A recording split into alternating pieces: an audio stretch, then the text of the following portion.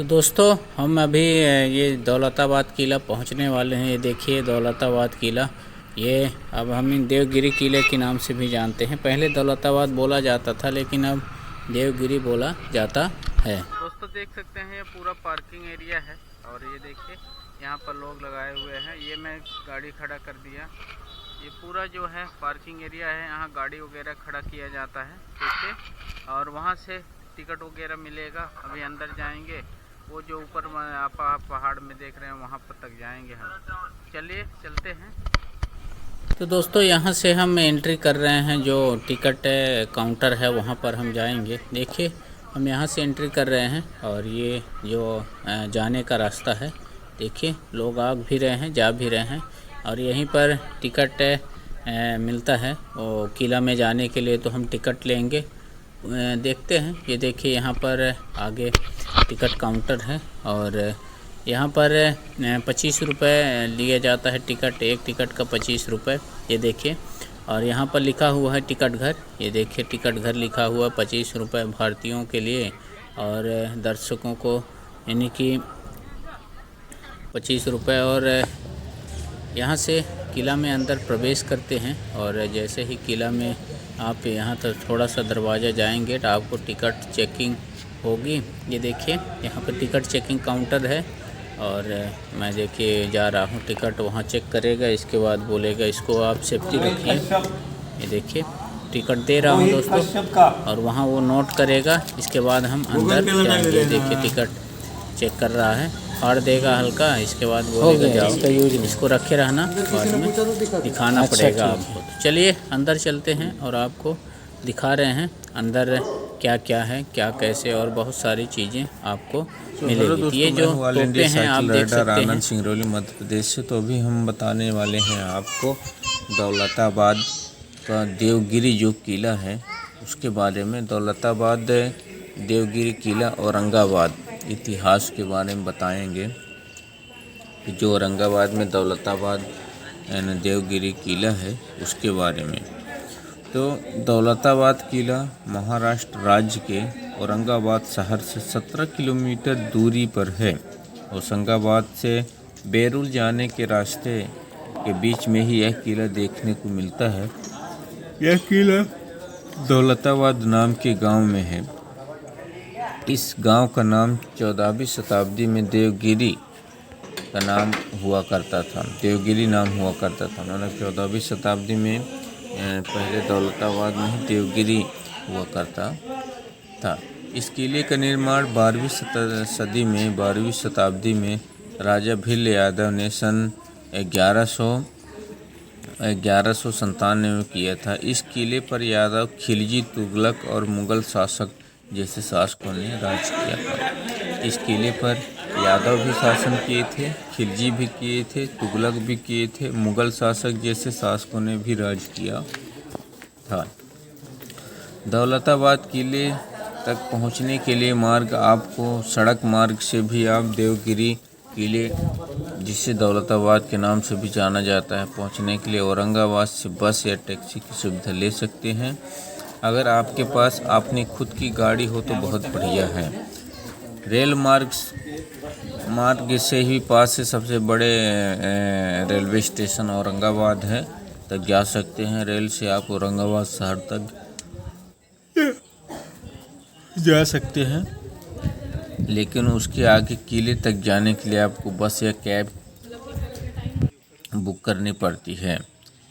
तो देवगिरी किले पर भारतीयों के लिए जो है 25 रुपये मतलब टिकट लगती है भारतीयों के लिए, और विदेशियों के लिए वहाँ 300 रुपये की शुल्क है। इसलिए किले में सुबह 1 बजे से शाम 6 बजे तक प्रवेश दिया जाता है।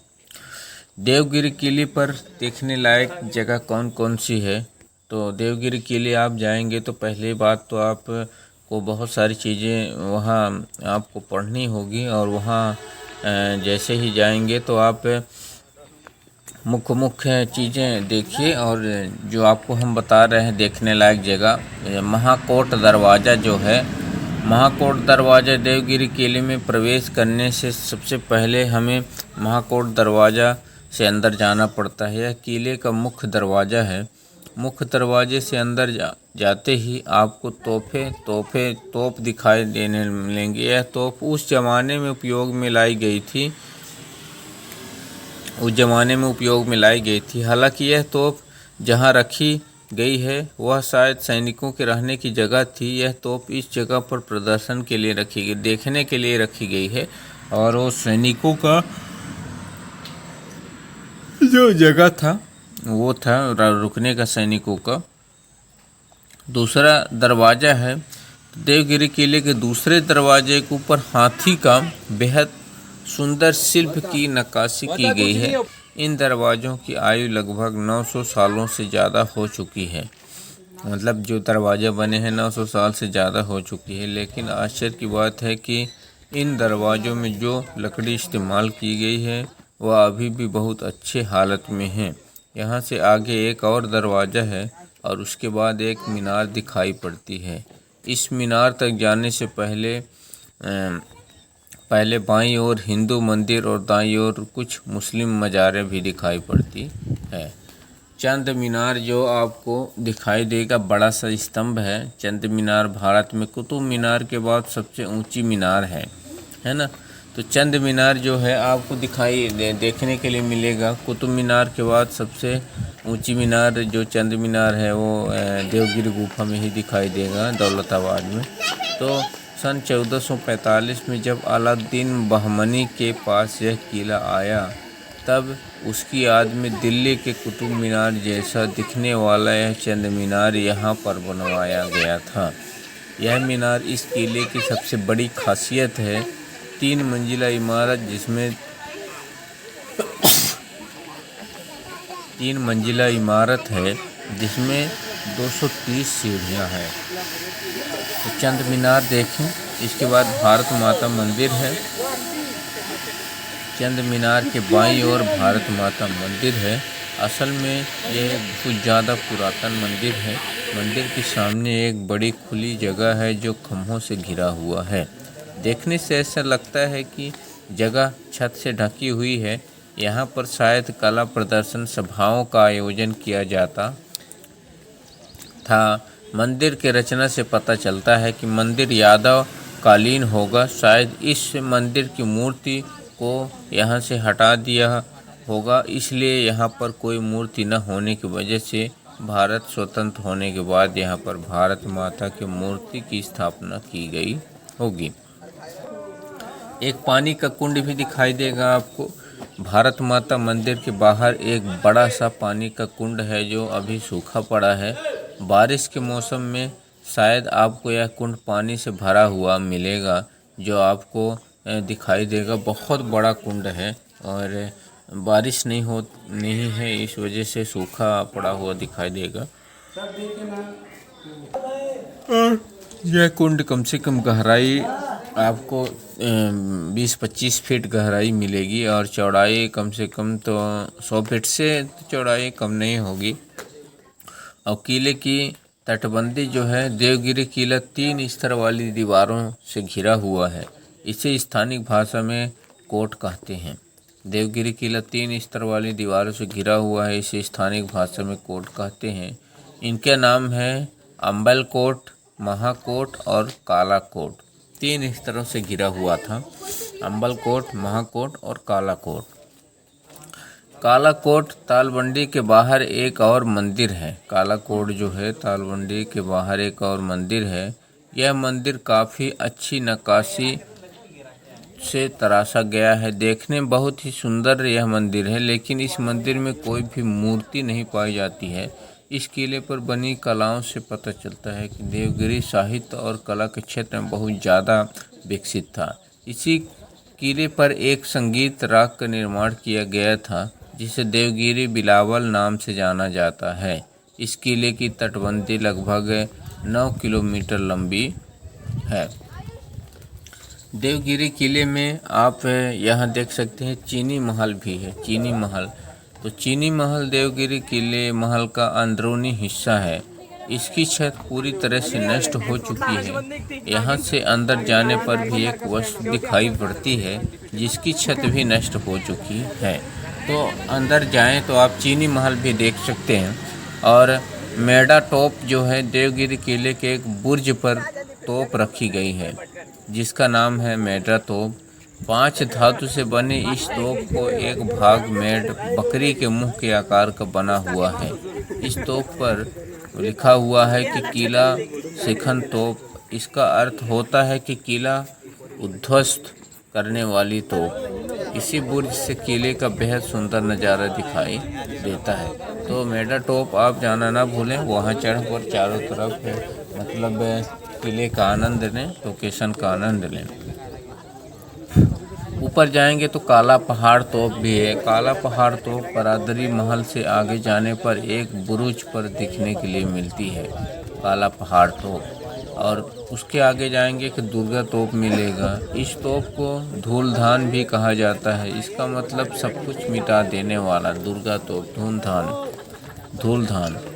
यह तोप देवगिरी किले पर रखी सबसे ऊंचाई पर रखी गई तोप है। मुख्य किला जो होती है, देवगिरी का मुख्य किला चारों तरफ से खाई से घिरा हुआ है। इस खाई में मगरमच्छ हुआ करते थे।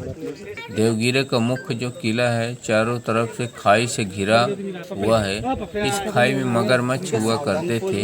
इस मुख्य किले में जाने के लिए केवल एक पुल है जो पहले चमड़े का बना हुआ था। इसके बाद आगे घुमावदार और सकरे रास्ते हैं जो अंधेरे में हुआ करते हैं। किले में भूल भुलैया भी है। भूल भुलैया यानी अंधे रास्ते में आगे भूल भुलैया है। देवगिरी किले की प्रसिद्ध भूल भुलैया यही है कि दिन में यह भूल भुलैया अंधेरे से घिरा हुआ करती है। शत्रु सेना को भूल भुलैया में फंसाकर मारने के अनेक उपाय थे जिससे शत्रु यहाँ से आगे बढ़ न सके और इसकी व्यवस्था भी की गई थी। श्री गणेश मंदिर भी है। भूल भुलैया से जब आगे आप जाएंगे तो एक दरवाज़ा है जिससे उससे अंदर जाते ही एक महल और एक मंदिर दिखाई पड़ता है। यही है श्री गणेश मंदिर। बरादरी महल भी है। देवगिरी पर मुग़ल जो राज्यकर्ता गर्मियों में वक्त बिताने आते थे, जो राज्यकर्ता थे मुग़ल जो, यह अष्टकोटि बरादरी महल उनके रहने के लिए बनाया गया था। इसमें सभागृह, मनोरंजन, सारी सुविधाएं उपलब्ध थी। इस महल की जो खिड़कियों के आसपास इलाकों का नज़ारा बेहद सुंदर और शानदार था। इतिहास जो आपको हम बता रहे हैं कि देवगिरी यादवों की राजधानी का नाम हुआ करता था। इस किले का निर्माण 12वीं सदी में राजा बिल्लो यादव ने सन 1197 में किया था। इस किले पर यादव, खिलजी, तुगलक और मुग़ल शासक जैसे शासकों ने राज किया था। यादव, खिलजी, तुगलक 4 शासकों ने शासन किया था। यादव, खिलजी, मुग़ल और मुग़ल शासक, तुगलक और मुग़ल। यादव, खिलजी, तुगलक और मुग़ल तो शासकों ने राज किया था। सन 1326 में दिल्ली के सुल्तान मोहम्मद बिन तुगलक ने अपनी राजधानी देवगिरी पर लाई थी और देवगिरी का नाम बदलकर दौलताबाद रख दिया था। दौलताबाद यूँ कहे कि देवगिरी किले पर काफ़ी मुस्लिम शासकों ने शासन किया और यह मंदिर उन मुस्लिम शासकों के हिंदू धर्म के प्रति विचार को दर्शाते हैं। देवगिरी किला भारत के उन किलों में से एक है जिसे सीधे शुद्ध युद्ध में कभी जीता नहीं लगाया जा सका। देवगिरी किला जो है भारत के उन किलों में से एक है जिसे सीधे युद्ध में कभी जीता नहीं जा सका। इसे जीता जा सका सिर्फ गद्दारी या फिर धोखाधड़ी से। युद्ध में कभी इसे जीत नहीं हुई और इस किले पर युद्ध में मतलब कोई जीत सका और जीत कर इसे शासन कर सका। इसमें धोखाधड़ी और गद्दारी से ही शासन किए। इस किले पर बनी कलाओं से पता चलता है कि देवगिरी साहित्य और कला के क्षेत्र में बहुत ज़्यादा विकसित था। इसी किले पर एक संगीत राग का निर्माण किया गया जिसे देवगिरी बिलावल नाम से जाना जाता है। तो देवगिरी किला दौलताबाद, देवगिरी किला दौलताबाद, देवगिरी किला औरंगाबाद, दौलताबाद का किला, देवगिरी का किला। तो देवगिरी का किला, देवगिरी किला, ये जो इतिहास है उसको हम आपको बता रहे हैं। तो वीडियो कैसा लगा दोस्तों, लाइक शेयर कमेंट ज़रूर करें और चैनल पे हमारे नए हैं तो सब्सक्राइब